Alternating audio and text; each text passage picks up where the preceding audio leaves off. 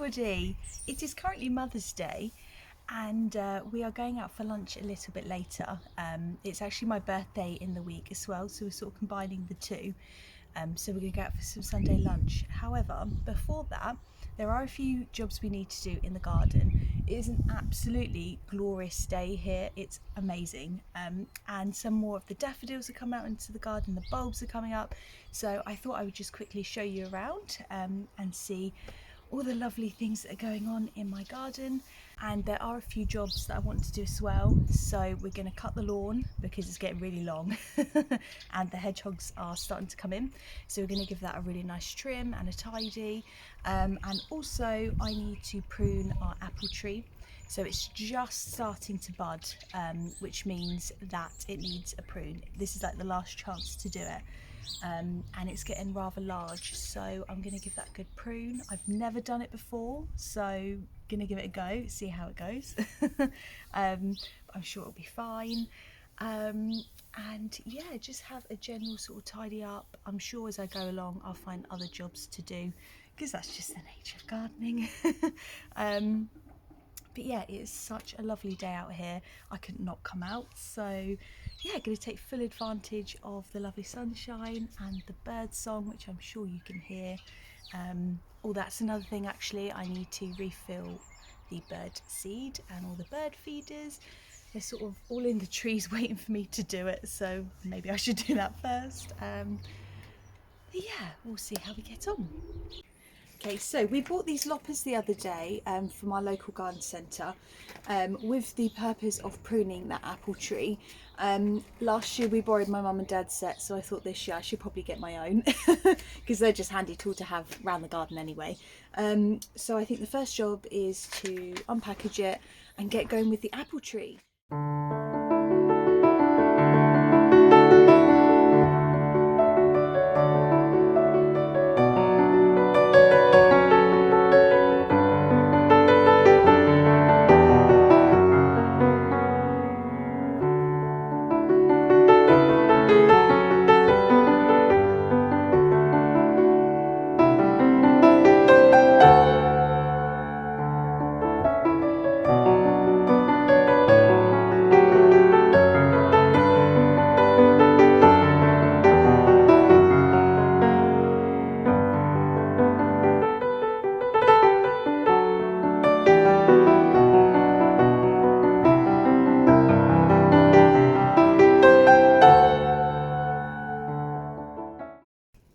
Okay, so this is currently our apple tree.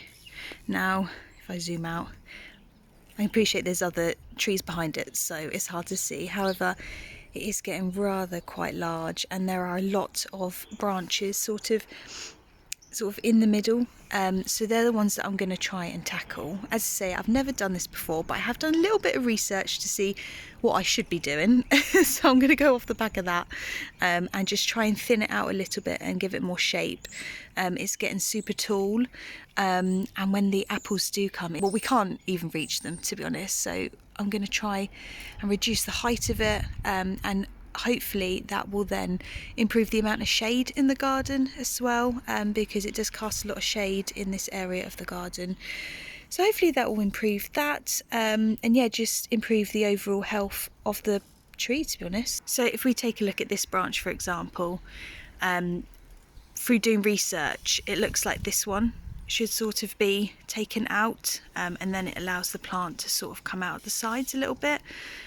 So they're the sort of branches that I think I'm going to tackle. Yeah, it's just coming into bud, so I think this is a last chance to do it, so I'm going to do it today. We normally get a fantastic crop of apples from this tree, and last summer I made so much apple crumble I was giving it away to everyone, so hopefully I'll be able to do that again this year.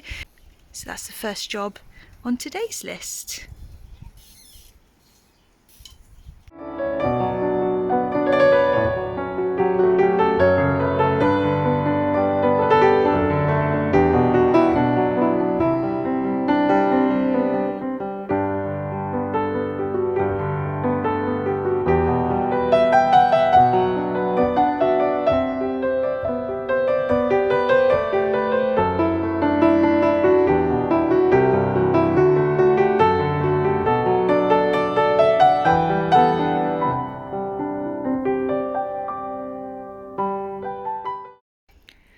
Okay, so I've now pruned the tree a little bit and I've reduced the height. If you have a look up here, zoom out, it's really hard to tell because I've got trees behind, but we've taken off some of the branches from the top just to reduce the height of the tree because it casts quite a lot of shade, and also when the apples begin to grow it's really hard to actually reach the ones at the top.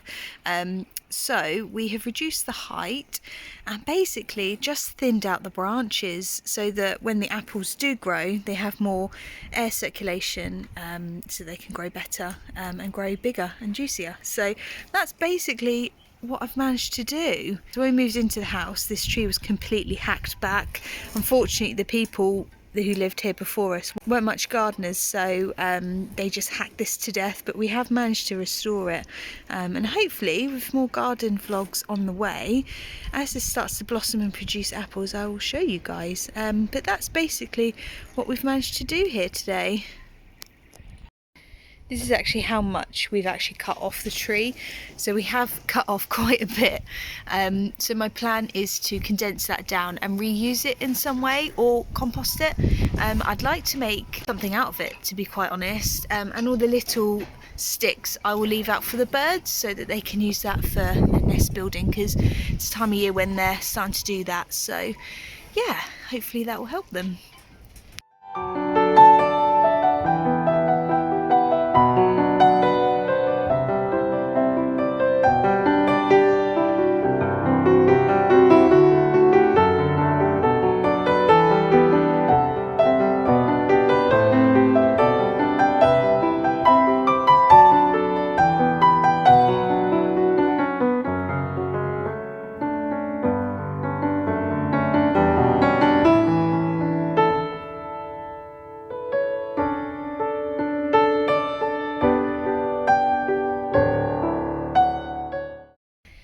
Okay, so what I've got here is I've got two piles. I've got this pile, which is all branches that I've basically condensed it down into one. I'm hoping to reuse that for something. So if you have any ideas, please let me know. This pile here is what I'm going to put out for the birds for their nests, and also going to keep back some stuff for when we burn the chimney in the summertime. It's just really easy to get the fire going with sticks like that, so sort of dedicate half of them to the birds and half for future fires, I think.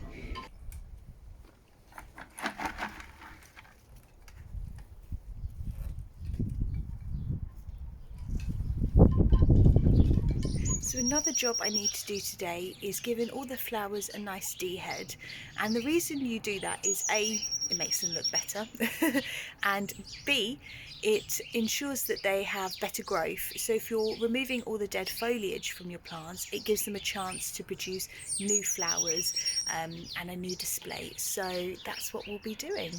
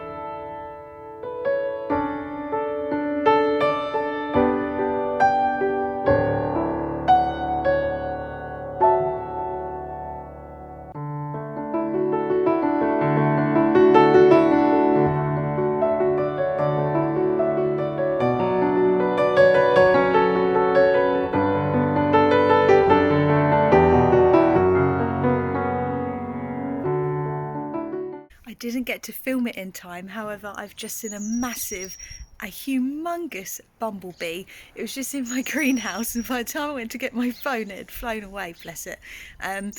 So the bees are starting to wake up. So it's super important that you have lovely flowers ready for them. So in my garden I've got daffodils that are out at the minute, and I've got tulips that are just starting to grow a little bit more. So I'm hoping that the lovely bumblebees that do visit enjoy the daffodils. Okay, so I think the last job on the list to do today is feed the birds. They're chirping away up there waiting for me to do it. I thought I'd leave it as the last job because I'm going to go inside after that, and then that gives them a chance to come down when no one else is around and enjoy the food. So I think that's going to be the last job today.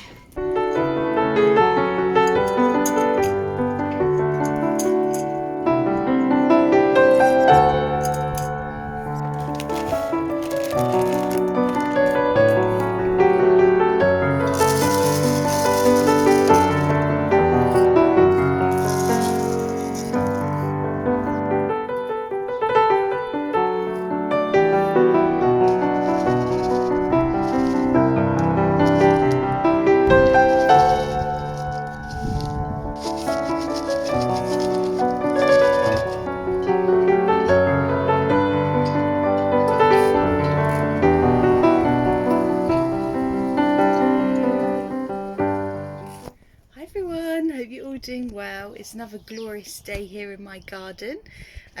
We are heading out shortly to go and collect and replace one of my wildlife cameras. So there's a few things I want to do in the garden before doing that. It's so nice out here, so I couldn't resist coming out really. This is the first morning that I've come out into my greenhouse to open it up, ventilate it, and it's actually been quite warm in here. The thermometer at the minute is saying 15 degrees, which is quite warm. So yeah, it definitely is feeling like springtime. So as we are heading out shortly to do the wildlife cameras, I think I ought to bring it out, give it a good clean and get everything ready for when we do decide to go up there. So I think that's going to be my first job. So this is the camera that we'll be taking up to the woods today. As you can see, it needs a little bit of a clean. It is a bit dirty. One thing that I did notice when I came to collect this a couple of weeks ago was that it was quite muddy and it looked like something had been digging near it, if you can see that. And when I looked back at the footage, it was badgers. It was badgers. Badgers are really quite naughty little things. I absolutely love them, but I have caught them digging quite a lot on my cameras, and yeah, I'm not surprised that it was a badger who done that. I'm just glad that he didn't actually knock over the camera and I was able to capture loads of lovely footage. But yes, that's the work of a badger. So yeah, let's get this cleaned up and all ready to go out.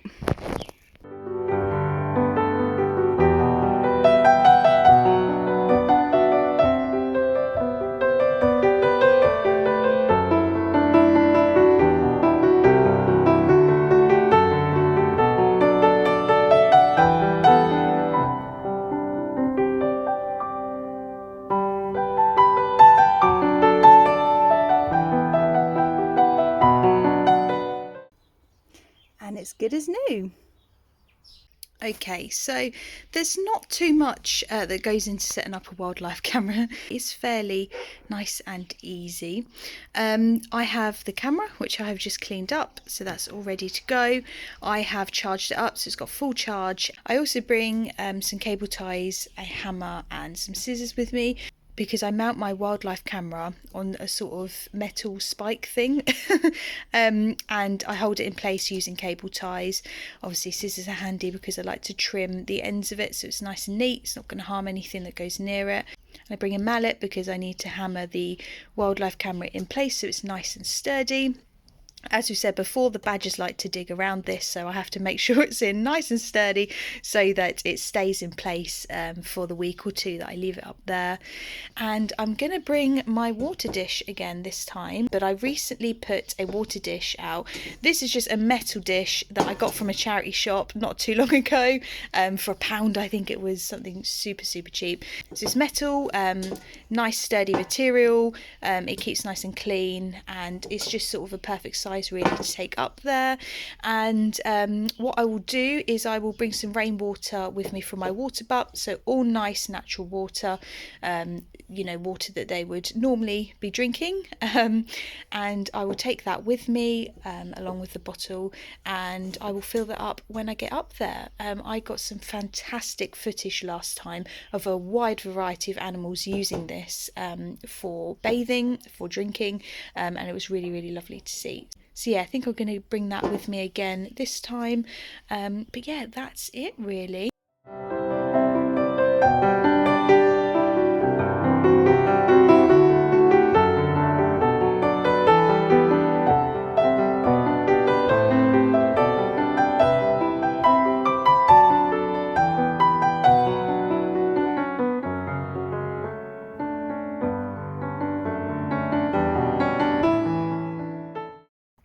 Also, our peony is starting to come up.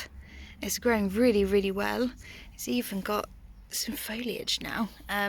So yeah, really looking forward to seeing how that looks. Last year, it didn't flower because it was a cutting from my mum and dad's garden. So if I remember rightly, I think this is a white peony. I know it's quite sort of red colour now, but when that flowers, that should be a white peony. And yeah, it was a cutting from my mum and dad's garden last year. So it was sort of settling. It didn't really flower. So I'm hoping this year, now that it's been in there about a year, it should give us some really, really nice flowers. And as that continues to grow and hopefully flower, I will show you guys. But it's actually looking really quite big, so I'm quite hopeful on that. And also our tulips are now coming up. So I planted, I think it was red and pink tulips, and they are really starting to grow well. And I have another one over here as well. And in the other beds, so they're looking really, really good. I can't see any sign of any sort of like fungal disease or anything. They're looking really healthy, but this bed is looking a little bit weedy. That's on my list of jobs to do. Maybe not today because I don't have time, but maybe tomorrow. So we'll see how the weekend pans out. But yeah, the garden I think is looking really, really good. It's starting to really wake up. And this is our buddleia. I bought this from a garden centre last year, and it was really quite small, and I planted it in the corner here with the hopes that it will grow up and sort of over the greenhouse and provide a lovely space for butterflies, because butterflies absolutely love this plant and the flowers it produces. So last year I really struggled with insects on this. What are they called? Oh, I can't remember the insect's name off the top of my head, but they're little like black midges. I'm going to Google, and when I come to edit this I'll put the name in. But I really struggled with that on this plant. They were absolutely everywhere, just destroying it. But it actually doesn't look too bad at the minute. It's waking up quite nicely, so I'm hoping that will just continue to grow and we'll have lovely buddleia this year. Look at all my lovely bulbs that are starting to come up. So I planted these, oh god, it must have been a couple of weeks ago. I found loads of bulbs in my greenhouse that I'd forgotten I had. A lot of them were sprouting and they looked all right. So I thought, you know what, I'm just going to whack them in some pots and see if they come to anything. And I can confirm that they have. They are growing really, really well. We've got hyacinth in here. If I zoom in a little bit, you can see it's just poking out the top there, and this one's just coming out as well. So they are doing fantastic. I think I have tulips in here. This looks like tulips, and they are all coming up brilliantly. Again, I think there's some more tulips in this one, and probably more in this one. I didn't label them. Normally I label them, but I thought, you know what, pick a mix. I'm just going to shove them in and see what they do. And yeah, they are coming up really, really nicely, to be fair. I do have some daffodils over here. This I definitely put daffs in, and you can see one of them's coming up. One of them's doing all right. I think that's, oh look, yeah, look, one's coming up just there as well. So give that a week or two and they'll be coming up, and they are the same variety as this lot, because I had some spare left over. So yeah, hopefully they'll grow nice and big like these ones. Okay, so just before I head in, I'm going to take a look at the compost to see how that's all doing, because we cut the lawn last week and I added some of the grass in there. So yeah, let's take a look and see what's happening. Okay, here we are. Let's open it up. Oh, look at that. Yes, green grass. It's actually not looking too bad. It could do with a really good turn, to be fair. Apart from that, you can see it's full of all goodness. So I think let's close it up again. Give it a good old turn.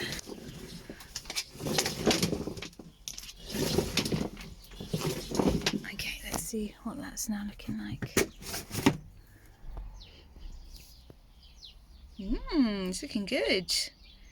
Obviously the grass is really fresh, so of course it's not going to look like compost yet, but there's some flies and stuff coming out of it, which is obviously going to help it break down better. But yeah, this is my composting journey so far. I think I made a short about it not too long ago, but this is what it is. It's a turning one, and it's really important to keep turning your compost if you have it like this, because that's how it all sort of mixes and breaks down a lot quicker. So that's what I try to do. I come out here not every day, but every other day when I've got some food scraps, so I'm constantly turning it. But if I am just out in the garden randomly like this morning, I will just give it a bit of a turn as well. And I tend to put it like that so that the flap is on the top, because I know some people really struggle with rodents in their compost, so I try to put the flap at the top to help prevent anything getting in. Yeah, I haven't had any problem with rodents at my compost, so let's keep it that way. But that's the update on my compost.